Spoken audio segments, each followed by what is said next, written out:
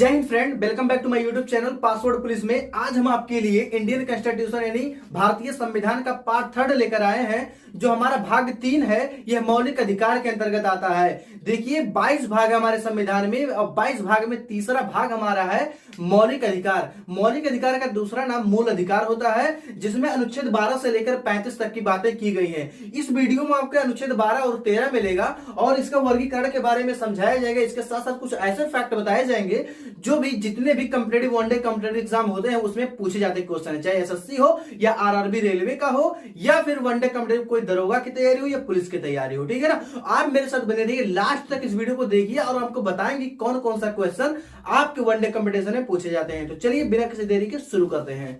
देखिए अनुच्छेद 12 क्या कहता है। अनुच्छेद 12 कहता है मूल अधिकारों की परिभाषा देता है कि यह हमारे लिए जिंदगी जीने के लिए बहुत ही आवश्यक है। देखिए इसी में दूसरा पॉइंट बोला है स्टेट, यानी स्टेट का मतलब ये नहीं होता है कि राज्य। स्टेट का मतलब राज्य भी होता है और केंद्र भी होता है, यानी सरकार की बातें कर रहा है कि सरकार कोई ऐसा कानून नहीं बनाएगी जिससे हमारे मूल अधिकारों का उल्लंघन हो। जैसे मान लीजिए हमें आजादी है, कहीं भी आने जाने की आजादी थे, तो वो ऐसा कानून नहीं बना देगी कि हमें आजादी ना मिले, लेकिन हम इसमें यह भी प्रावधान दिया गया है कि हम कोई ऐसा काम भी ना करें जिससे कानून विरोधी हो। ठीक है ना, इसलिए अगला जो पॉइंट है अनुच्छेद 13 वो इसी को समझाने के लिए है। आप उसके बारे में समझिए। देखिए अनुच्छेद 13 में अल्पीकरण की बातें की गई है, हमारी भी अल्पीकरण और हमारे संसद की भी अल्पीकरण। कहेंगे कैसे, यहां पे देख लो।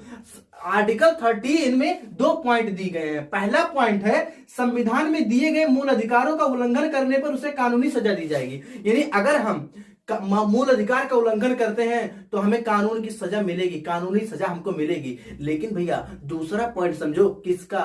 अनुच्छेद 13 का। अनुच्छेद 13 का दूसरा पॉइंट कहता है संसद कोई ऐसा कानून नहीं बनाता, संसद कोई ऐसा कानून नहीं बना सकता जिससे हमारे मूल अधिकारों का उल्लंघन हो। कहने का मतलब हमें तो आजादी है, कहीं भी आ जा सकते हैं, लेकिन संसद ऐसा कानून नहीं बना सकती कि आप नहीं जा सकते कहीं। हमें आजादी है, कहीं भी घर बसा के रह सकते हैं, लेकिन संसद ऐसा कोई कानून नहीं बना सकती कि हमारा घर कहीं ना हम बसा पाए। समझ में आया? यानी कि अनुच्छेद 13 का जो 2 कहता है संसद कोई ऐसा कानून नहीं बनाएगी जिससे हमारे मूल अधिकारों का उल्लंघन हो। यदि कोई ऐसा कानून बना देती है तो वह कानून शून्य हो जाएगा, निलंबित हो जाएगा। ठीक है ना, आपको समझ में आया ना?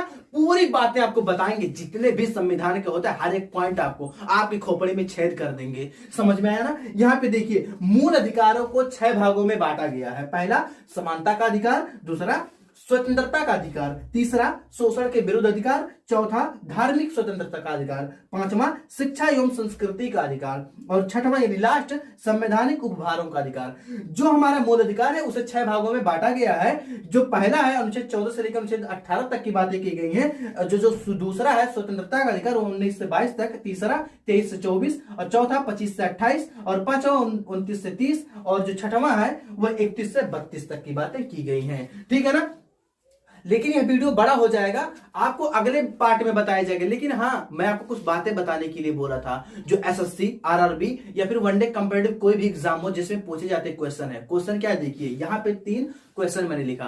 क्वेश्चन लिखा है पहला मैग्ना कार्टा, यानी भारत का मैग्ना कार्टा किसे कहते हैं? तो भारत का जो मैग्ना कार्टा है मूल अधिकार को कहा जाता है। ऑप्शन दे देगा मूल अधिकार, 3 ऑप्शन कोई और देगा, तो उसमें आप टिक किस पे मारेंगे? मूल अधिकार। देखिए दोस्तों, कहीं मूल अधिकार लिखा जाता है, कहीं मौलिक अधिकार, तो दोनों एक ही चीज होता है। दूसरा पॉइंट यूएसए से लिया गया है। यह संविधान में किस चीज से लिया गया है? यूएसए से। उसके बारे में एक फैक्ट बताता हूं ना, कहोगे क्या? देखिए जब हमारा संविधान बनकर तैयार हुआ था उस समय जो हमारे संविधान निर्माता थे वह 60 देशों के संविधान का अध्ययन किए थे। उसमें से यूएसए के संविधान में मौलिक अधिकार को एक इंपॉर्टेंट तथ्य पाया, इंपॉर्टेंट बातें पाया, उसको उठाकर मौलिक अधिकार हमारे यहाँ संविधान में ऐड कर दिए। देखिए कितनी अच्छी बातें हैं। कितने देशों के संविधान से छानने के बाद हमारा बना था भारत का संविधान। इसे कहते हैं बाबा साहब अम्बेडकर। ठीक है ना, क्यों? क्योंकि उन्हें संविधान का पिता कहा जाता है।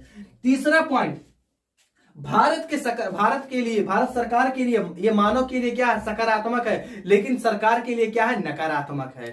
ध्यान से समझिए इस पॉइंट को। मानव के लिए सकारात्मक और सरकार के लिए नकारात्मक। बताइए इसे कहेंगे बाबा साहब अम्बेडकर की नहीं कहेंगे? हमें कमेंट में बताइए। ऐसे और वीडियो चाहते हैं ना, अगला पार्ट भी इसका मिलेगा। जानता हूं आपको समझ में आ गया ये बातें। अगला पार्ट के लिए आप इंतजार कर रहे होंगे, लेकिन इंतजारी खत्म होगी, अगला वीडियो नेक्स्ट डे आपको मिल ही जाएगा। तो ऐसे और वीडियो चाहते हैं ना, वीडियो को लाइक कर दें। चैनल पे नए हैं तो चैनल को सब्सक्राइब कर दीजिए, नोटिफिकेशन को भी ऑन कर दीजिएगा, क्योंकि जैसे वीडियो डालूं आपके पास तुरंत चले जाए। मिलते हैं नेक्स्ट वीडियो में, तब तक के लिए थैंक यू, बाय बाय।